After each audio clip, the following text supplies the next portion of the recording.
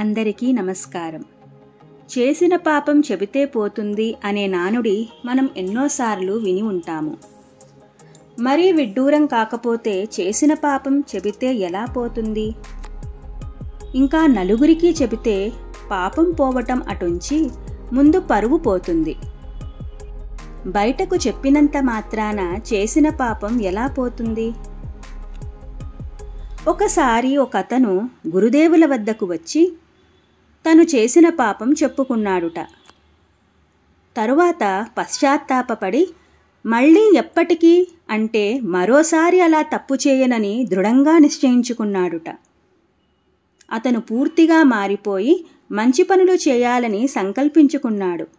అలా సంకల్పించుకొని మంచి పనులు చేయటం మొదలుపెట్టాడు.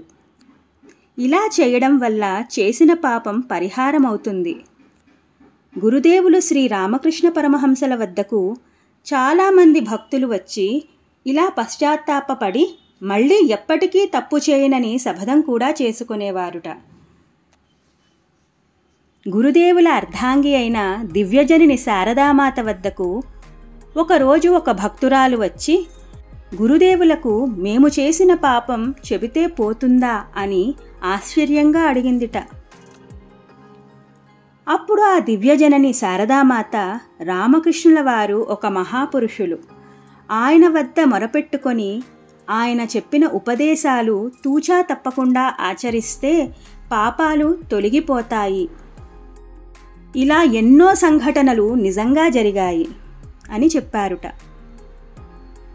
అందుకే మన పెద్దవాళ్ళు ఎప్పుడూ చేసిన పాపం చెబితే పోతుంది, చేసిన పుణ్యం కూడా చెబితే పోతుంది అని చెప్పేవాళ్ళు. మనం చేసిన దాన ధర్మాలు ఎప్పుడూ చెప్పుకోకూడదు. ఇదే మన పెద్దవాళ్ళు కుడి చేత్తో చేసిన సాయం కానీ పుణ్యం కానీ ఎడమ చేతికి కూడా తెలియనీయకూడదు అని చెప్పేవారు. Please like, share and subscribe our channel to get more videos.